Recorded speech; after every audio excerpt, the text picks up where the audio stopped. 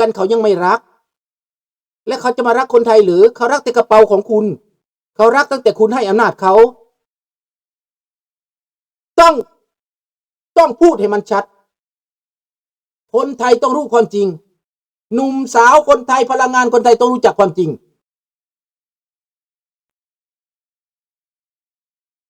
นี่มันเริ่มต้นจากตัวเองนั่นแหละไม่ต้องโทษคนว่ารัฐบาลไม่ต้องโทษว่าพนักงานต้องโทษจากตัวเองว่าจะเดินทางยังไงจะเลือกอะไรจะเป็นคอมมิวนิสต์เหรอจะเชื่อพวกคอมมิวนิสต์โฆษณาเหรอหรือจะเป็นประชาธิปไตยจะเป็นเผด็จการลาวแดงเหรอจะเอียงไปน้ำจีนเหรอจะเอียงไปน้ำโซเวียตเหรอก็สุดแล้วแต่ทางคุณจะเลือกคุณอยากไปอยู่เมืองจีนลองเมืองไหมว่าเมืองจีนมันเป็นยังไงคุณอยากไปอยู่เมืองรัสเซียไหมมันเป็นยังไงจะรู้หรือว่าไปอยู่ประเทศลาวนะไปเบิ่งรัฐบาลลาวเขาเบิ่งดูเขาเป็นยังไงเขาอาจจะรวยเขาจะขายทรัพย์สินได้เยอะเขาจะเป็นเศรษฐีนั่นแหละ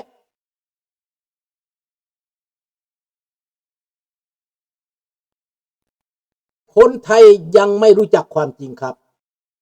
ลุงไปอยู่เมืองไทย6 เดือนลุงไปล้มเบิดหลายคนผู้เฒ่าผู้แก่นายครูข้าราชการบ่รู้เรื่องว้าไปตามเพลงเขานั่นแหละ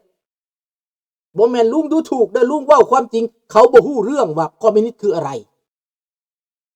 บางคนยังบอกว่าคอมมิวนิสต์นี่ดีสลาดซองใสสลาดกว่ารัฐบาลไทยว่าซั่น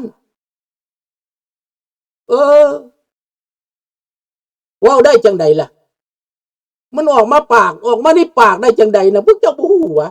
เราบ่ได้ถามคนลาวเลยว่าคนลาวมักอยู่บ่สนุกอยู่บ่คนลาวแล้วไปถามแต่ลูกผักลูกหลานบอกโอ้ยสนุก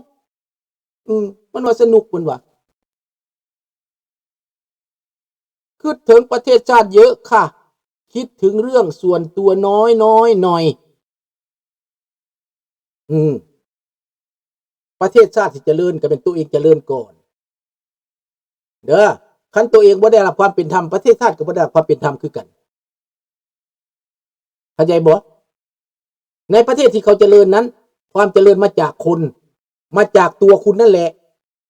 ถ้าคุณเจริญประเทศชาติก็เจริญคุณคิดดีประเทศชาติก็ดีคุณอยู่สบายกินสบายนอนก็หลับไม่มีอันตรายไม่มีบ้านเมืองก็อยู่ดีกินดีถ้าคนในบ้านไม่สบายบ้านก็ร้อนเข้าใจไหมในอเมริกาทำไมมันเกิดอย่างนี้เพราะจีนเขาหวังทำลายรัสเซียเขาหวังทำลายอเมริกาพวกเผด็จการทั้งหลายจ้องทำลายอเมริกาส่งคนไปก่อกวนความสงบในประเทศอเมริกาเขาเปิดกว้างเขาใจใหญ่เขาใจกว้างให้แรงงานเถื่อนมาเยอะมี20 ล้านคนแรงงานเถื่อนแล้วก็ก่อเกิดความวุ่นวายในอเมริกาทำให้อเมริกานั้นเสียหายเยอะเห็นไหมในประเทศไทยตอนนี้ก็มีความไม่มั่นคงอยู่นิดหนึ่งคือคนไม่ถูกกฎหมายของมาจากพม่ามาจากประเทศอื่นๆเขาเข้ามาปะปนอยู่เจ้าเคยเป็นทหารคอมมิวนิสต์เป็นบอกค่อยบ่ได้เคยเป็นแต่ค่อยเคยอยู่เด้อค่อยบ่ได้เคยเป็นทหารคอมมิวนิสต์ค่อยเคยอยู่ค่อยเคยเป็นในหมออยู่ในระบอบของเขาคนลาวอยู่ในตอนนี้ก็อยู่ในประเทศคอมมิวนิสต์เข้าใจระบบแม้แต่เจ้าชีวิตก็ยังอยู่ในระบบคอมมิวนิสต์อยู่ประดิษฐ์คันเจ้ามาฟังข่อยแล้วเจ้ายังบ่เข้าใจข่อยน่ะก็ขอโทษเด้อ sorry ขนาดเป็นคนมาอยู่เมืองฝรั่งแล้วก็ยังมูจักนามสกุลสนานิกรนี่เจ้าต้องสลาดกว่าได้อย่าสิว่าข่อยเป็นคอมมิวนิสต์บ่ non des accusations comme ça เป็นไปบ่ได้เด้อข่อยสิบอกเจ้าจะต้องเข้าใจเด้อนามสกุลสนานิกรนี่ต้องสลาดกว่านั้นเด้ข่อยสิบอกเจ้าเวลาเขาเข้ามาปกครองน่ะคนลาวอยู่ในไสจะเป็นคอมมิวนิสต์บ่เวลาเขามาปกครองซัมพวกสนานิกรเป็นคอมมิวนิสต์บ่วะขอยอยากถามนี่อันนี้เจ้าเป็นมงนามีได้นี่ได้ Je te pose une question quand le roi au Laos les généraux sont au Laos les sananikon sont au Laos est-ce qu'ils sont tous communistes c'est une question donne-moi la réponse exacte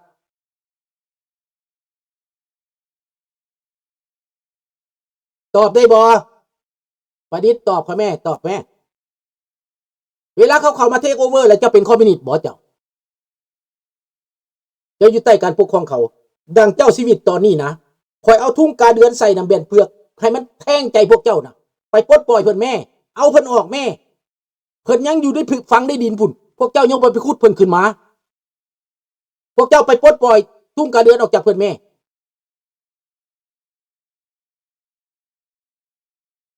นี่พวกสนานิกรต้องใส่หัวสมองพวกเจ้าเคยเป็นเจ้าเป็นนายเสื้อซาตระกูลพวกเจ้าเคยเป็นใหญ่เป็นตู่คอยนี่บ่ได้มีนามสกุลโนเนมได้คอยได้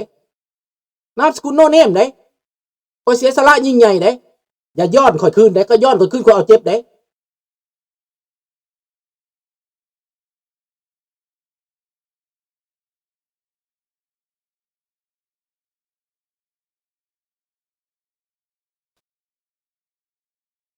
บ่ได้ว่าผู้ใดแต่ว่าประดิษฐ์ถามคอยแบบนี้นะจะย้อนคอยมาว่าเจ้าเคยเป็นคอมมิวนิสต์บ่นะทหารคอมมิวนิสต์บ่คอยบ่เคยเป็นทหารคอมมิวนิสต์แต่เวลาเขาเข้ามาคุมเนี่ยนะทุกคนต้องอยู่ทุกคนต้องเงียบถ้าสั้นตายเข้าใจระบบ5 ปีคอยจะหาทางออกนี้ได้เจ้าคิดเบิ่ง1คอยมีลูกคอยมีเมียคอยมีครอบครัวถามเบิ่งคนลาวที่เขาอยู่ในเมืองลาวนั่นนะลูกหลานอยู่ในเมืองลาวเขาเป็นคอมมิวนิสต์บ่พ่อแม่เจ้าเป็นคอมมิวนิสต์บ่ตระกูลคูดเสื้อจะเป็นคอมมิวนิสต์บ่พวกอยู่ลาวนะเขาเป็นคอมมิวนิสต์บ่ตอบได้บ่ล่ะเจ้าเป็นเอเตลิกเตนได้คนสิบอกให้เจตนาคำถามเจ้านะเจาะจงใส่ข่อยอีตาโดนทำแล้วตอบคืนมากรุงน้ำตาแตกไปเลยได้น้ำตาแตกไปเลยหลับความจริงบ่ได้เจ้าคือกันถ้าจะถามข่อยแบบนี้นะข่อยฟาดขึ้นแหละอย่าตื่นตัวเลยเดี๋ยวเจ้าอิสายังข่อยเจ้าอยากเป็นศัตรูโดยตรงกับข่อยบอกข่อยบ่ได้แค่ไหนสมังฟู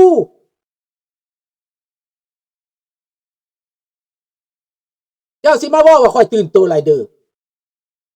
อันนี้มันบ่แม่นความดีบ่แม่นคนดีนี่นะความเบ้าเจ้าถามคำเดียวข่อยเป็นคงไอ้เตลิกเวนไหนข่อยหู้ไว้ปัญญังไผเป็นศัตรูข่อยไผเจตนาแบบใดคำถามแบบใดจะป้อนไปจะบิดเบือนแบบใดเจ้าแทงข่อยแบบใดข่อยก็หู้ข่อยฉลาดพ่อใดข่อยสิบอกให้เจ้าสิหาข่อยว่าข่อยเป็นคอมมิวนิสต์ต่อสู้ขนาดนี้ยังว่าข่อยเป็นคอมมิวนิสต์อยู่นะพ่อข่อยตายในสนามรบ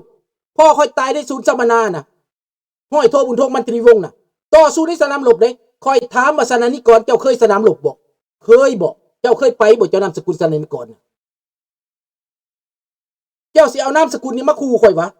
โนข่อยบ่ลงเจ้าดอกโนเจ้าที่บอกว่าข่อยตื่นโตหลายว่าซั่นเจ้ามีหยังมีสิทธิ์หยังสิมาติข่อยเจ้ามีหยังสิมาว่าข่อยก็เฮ็ดหน้าที่เต็มเปี่ยมข่อยเฮ็ดทุกสิ่งทุกอย่างตามความสามารถข่อยสิสัตว์เบิ่งเปิดหน้ามาใส่โลดประดิษฐ์สนานิกรบ่เปิดเลยอยากเป็นศัตรูกับข่อยบ่เปิดเลยข่อยบ่ได้ถอยเจ้าแม้แต่บาทเดียวเด้อก้าวเดียวก็บ่ถอยเด้อศัตรูข่อยก็สู้อยู่แล้วอันซ้ำยังเจ้าอยู่เมืองฝรั่งข่อยสิถอยเจ้าน่ะโนเจ้าเปิดมาโลดขนมาโลดคันข่อยสิย่านเจ้าน่ะข่อยมั่นใจในการต่อสู้แล้วข่อยจังเว้า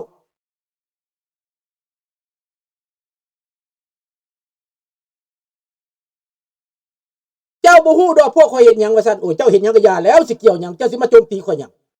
จะมาท้าทายข่อยหยังศัตรูของเจ้าคือลาวแดงพุ่นบ่แม่นข่อยเป็นศัตรูกับเจ้าสิมาคุยโม่หยังเฮ็ดหยังก็อย่าเจ้าอย่ามาเป็นศัตรูกับข่อยสิมาหาว่าข่อยเป็นคอมมิวนิสต์เจ้าเป็นไผบทบาทเจ้าเฮ็ดหยังบ่คำถามน่ะนะเจ้ามีเกียรติเจ้าหักเกียรติข่อยวะเจ้าบ่ฮู้ดอกพวกข่อยเฮ็ดหยังโอ้โธ่คันเนี่ยเจ้าเป็นสนานิกรแบบนี้นะข่อยอยากถามเบิดสนานิกรเบิดทุกคนพวกเจ้านะพวกเจ้าปกครองแบบนี้แล้วประเทศชาติมันจังล่มจมมันน่ะพวกเจ้าเอาแต่นามสกุลวะว่าแม่นข่อยบ่ฮู้จักเด้ เออพวกเจ้าบ่ฮู้จักประชาชนพวกเจ้าแต่นามสกุลแม้แต่เจ๊กพวกเจ้าก็นามสกุลไปขายให้เจ๊กพวงพันธ์สนานิกรเป็นเจ๊กพวกเจ้าก็นามสกุลสนานิกรจักบ่อย่าได้ใส่แบบเก่าบ่ได้กินกับข่อยเด้อไผก็อย่าข่อยจะบ่ไว้หน้าเด้เจ้าอย่าขายหน้าเด้สนานิกรข่อยเคยล้มอยู่แต่ข่อยบ่ทันเห็นบทบาทเด้ออย่าท่าข่อยได้อย่าได้อย่ามาท่าข่อยเด้อคันท่าแล้วเปิดหน้ามาโลดเปิดออกมาเว้าคือข่อยนี่ดีเบตกันกลางเวทีโลดจะอยู่เมืองฝรั่งบ่เปิดหน้าขึ้นมาประดิษฐ์เมื่อก่อนเจ้าว่ามงนามีนะบัดนี้เจ้าบ่เป็นมงนามีนะจะเป็นมาโครนิสเจ้าไปเลยมาโครนิสเจ้าไปนำมาโครงพุ่นเจ้าข่อยบ่ไปนำเจ้าข่อยบ่เอาข่อยเป็นขี้ข่าฝรั่งอีกเข้าใจเจ้าบ่อยากเป็นอามีกับข่อยแล้วมันบ่เจ้าอยากอ้างว่าพวกข่อยเฮ็ดหยังเจ้าบ่ฮู้ดอก Je te dis franchement c'est pas comme ça que tu batailles c'est pas comme ça que tu luttes pas pour ta famille tu luttes pas pour ton nom de famille hein il faut que tu luttes pour le peuple you fight back on régime Laos communiste อ้าวบอกว่านั่นจะกูได้เจ้าใส่นามสกุลมาแล้วเจ้ามาแท็กข่อยเป็นเรื่องส่วนตัวข่อยเว้าอยู่ทุกมื้อการเมืองเจ้าบ่เห็นวะหูเจ้าก็ฟังอยู่ว่าข่อยต่อสู้กับไผข่อยบ่ได้มาต่อสู้กับสนานิกรได้เจ้าเข้าใจเจ้าสิปลอมชื่อนามสกุลสนานิกรเขามาให้หยังซั่นคันว่านามสกุลสนานิกรข่อยคิดว่าพวกเจ้าเป็นฝ่ายดีได้ข่อยคิดว่าพวกเจ้าเป็นฝ่ายเสรีได้และเจ้ามาattack personnellement tu m'as attaqué personnellement plusieurs fois je t'ai vu hein j'ai remarqué la façon de poser des questions เจ้าอยากหาว่าข่อยเป็นคอมมิวนิสต์ว่าซั่นถามว่าคนในประเทศลาวเขาเป็นคอมมิวนิสต์บ่บาดนี่เจ้าถามมั้ยเบิดประเทศลาวอ่ะนะทั้งสนานิกรก็อยู่หั่นก็มีเขาเป็นคอมมิวนิสต์บ่เขาอยากถามเจ้า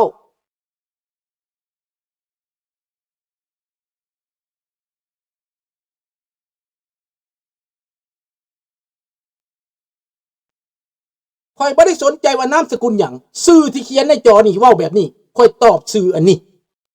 เจ้าเขียนสนานิกรถ้าเจ้าเป็นคนดีเจ้าบ่ต้องใส่นามสกุลสนานิกรก็ได้จะเว้านี่อื่นก็ได้ข่อยก็บ่ได้เว้าถึงแต่อันนี้เจ้าใส่สนานิกรคักแน่ประดิษฐ์สนานิกร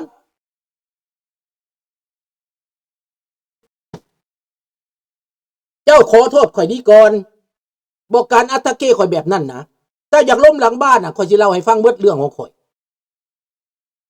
เจ้าสนใจเจ้าโทรมาหลังบ้านสุนทรามันตรีวงศ์มีเลขมีนัมเบอร์เจ้าอย่าถามหน้าจอว่าข่อยเป็นคอมมิวนิสต์บ่เจ้ามีเจตนาหยังข่อยเป็นคอมมิวนิสต์ว่าข่อยด่าคอมมิวนิสต์แต่เช้าถึงค่ำเจ้าก็โง่ปานนั้นโทษเด้อประดิษฐ์คันเจ้าบ่โง่ปานนั้นคนด่าคอมมิวนิสต์แต่เช้าเท่าค่ำมันน่ะมันมีไผในโลกนี้มันมีแต่ข่อยนี่เจ้าเห็นแล้วบ่เห็นแล้วหรือยัง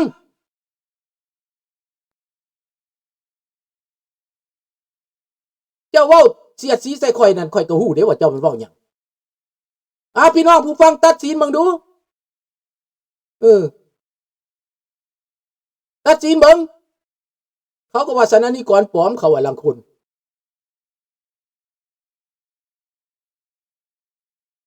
แม่นบ่ล่ะว่าอย่าตื่นตัวหลายเด้อว่าซั่นแปลว่าหยังแปลว่านาบคู่เด้หั่นน่ะพี่น้องภาษาลาวก็ฮ้องว่านาบคู่แบบนั้นน่ะแม่นบ่ถามเบิ่งคนนี่คนที่มีปัญญาน่ะถามเบิ่งคำถามแบบนี้ว่าจังได๋อามิโกแล้วถามข่อยว่าอย่าตื่นตัวหลายเด้อเจ้าเคยเป็นคอมมิวนิสต์บ่ว่าซั่นแล้วถามต่อหน้าจอต่อหน้ามวลชนได้แล้วถากหน้าแบบนี้นะบ่ค่อยตอบคืนเลยเป็นจังได๋ล่ะกล้าบ่ล่ะถามว่าอยากดีเบตกันเรื่องการเมืองเรื่องผู้ใดเป็นคอมมิวนิสต์บ่คอมมิวนิสต์นั่นน่ะหนุ่มเสรีว่าแม่นแล้วหั่นน่ะเอาเบิ่งเจตนาของเจ้าจะเว้าคำเดียวเนาะคือฮู้โลดข่อยเป็นคนฉลาดข่อยยังบอกเจ้าเลยดิเช่นซะสนานิกรอื่นเขาบ่ได้เกี่ยวข้องแต่ว่าประดิษฐ์สนานิกรคนเดียวนี่นะ